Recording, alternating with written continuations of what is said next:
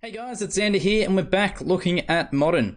This is my version of Green Black Elves. Just recently, a couple of days ago at Grand Prix Portland, Green Black Elf deck came in the top 8, so I was really excited to see that. I was also really excited to see that it was fairly similar to how I've done mine.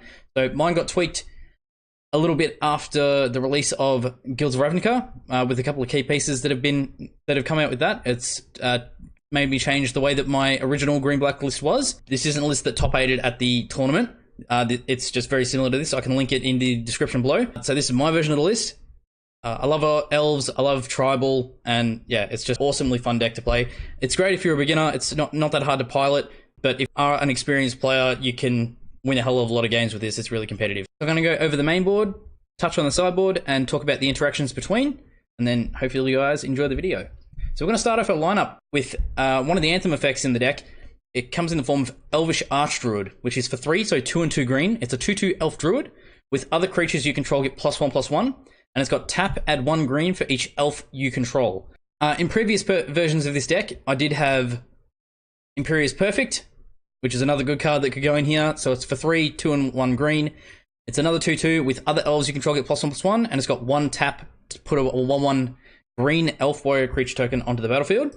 And one of the new cards that come in from M19 that was also featured in the list that top 8'd was this one that I haven't played around with in Modern yet, but I'm sure it'll fit in there, is Elvish Chancellor, which is for 2 green. It's a 1/1 with other elves you control get +1/+1, and it's got for 6, so 4 and 2 green.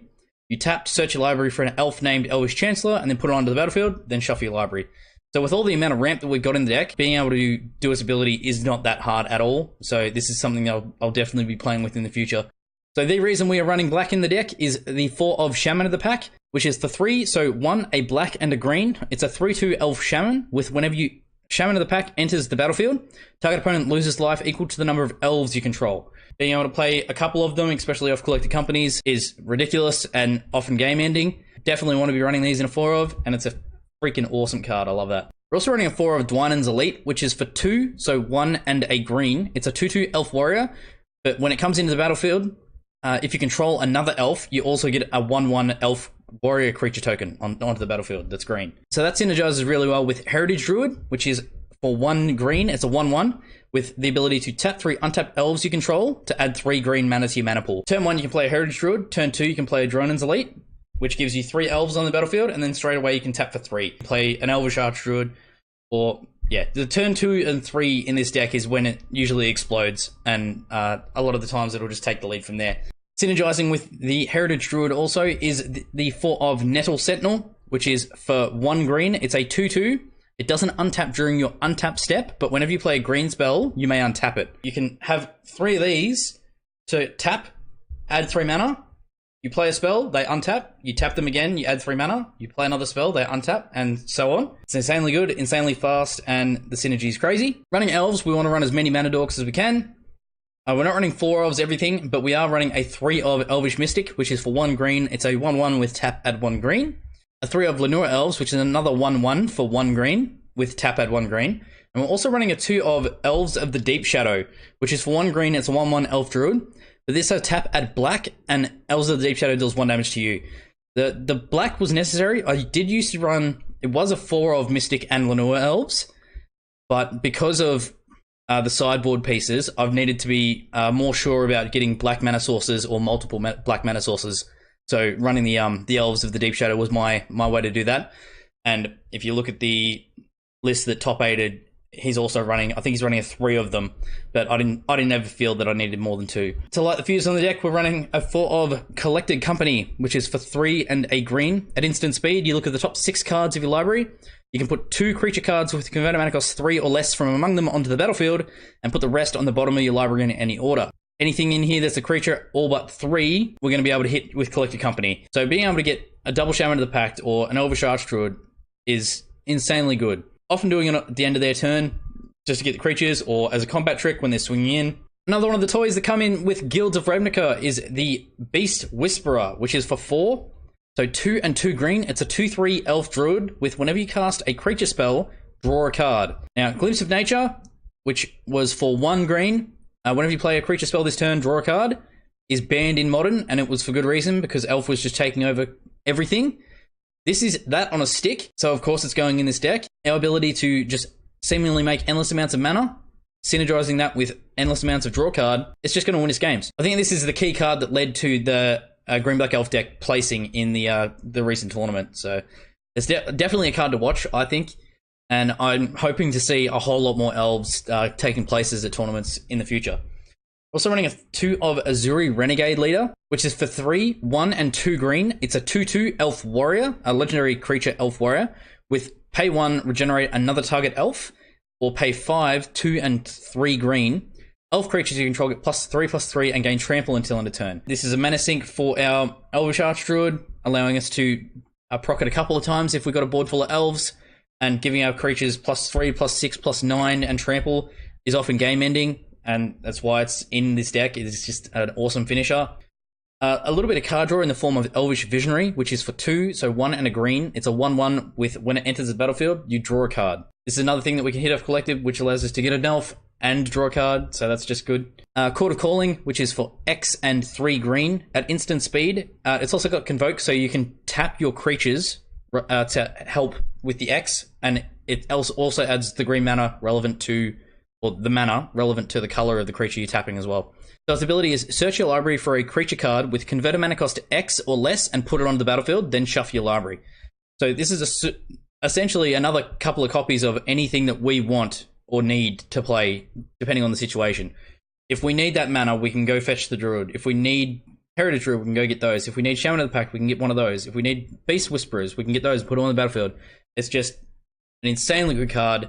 Only running in a 2 of because we want to be as optimized as we can in the list, and it's worked for me so far. It's great. One of the cards that I'm going to talk about now that you don't see, or I haven't seen in any kind of competitive lists, but I reckon this card is insanely good, and it's won me a hell of a lot of games, and it's saved my ass even more times than I can count. That's a Nisa Ravine, which is the Nisa Planeswalker from Zendikar. 4, 2 and 2 green. It's a Nisa Planeswalker comes in with 2 loyalty counters. Now, that can be bolted, that can be shocked, that can be killed by anything, but a lot of the times, by the time we play this, they've already used that removal on trying to kill our Elves or our more useful stuff. But then the turn we play this, the only reason this is in the deck is for its +1 ability to gain 2 life for each Elf you control. This allows us to buy more time because we just gain so much life. It just helps us just stick out for the rest of the game, and it's just freaking awesome. I love this card. Also running another one in the sideboard because, again, if you're in those specific matchups, it's just good to be able to have a multiple of. But yeah, I can't stress about how much I love this card. It's just great. It's worked well for me. You could always cut it out for something else. Obviously, there's better, more competitive stuff, but I play this deck to play it for fun, and it's just worked great for me so far. Just touching on land base here, running a 3 of Forests, a 3 of Overgrown Tomb, which comes in tapped. Unless you pay 2 life, it's tapped for black or green. We can also fetch that with our 4 copies of Verdant Catacombs, which is tap, pay 1 life, sacrifice Verdant Catacombs, search your library for a swamp or forest. A 4 of Gilt Leaf Palace. I think this is a little costly at the moment, but it's not too bad. As Gilt Leaf Palace comes into play, you reveal an elf card from your hand. If you don't, it comes in tapped. It's tap at green or black. Obviously, being elf tribal, it's always going to happen. Cavern of Souls. This is for the controlling matchups. It just allows us to get our creatures onto the board without them being able to get hit by counterspells, basically. So definitely want to be running this as a 4 of. This is about the most expensive card that's going to be in the deck. Obviously, you can make it more budget and just run more forests or whatever you want, especially on Xmage. In competitive Magic, I've been running a 4 of this. So Cavern of Souls is, as it enters the battlefield, you choose creature type, so obviously pick Elves. It's got tap, add 1 colorless mana to your mana pool, or it's got tap, add 1 color of any mana to your mana pool. Spend this ability only to cast creatures of the chosen spell, and that spell can't be countered.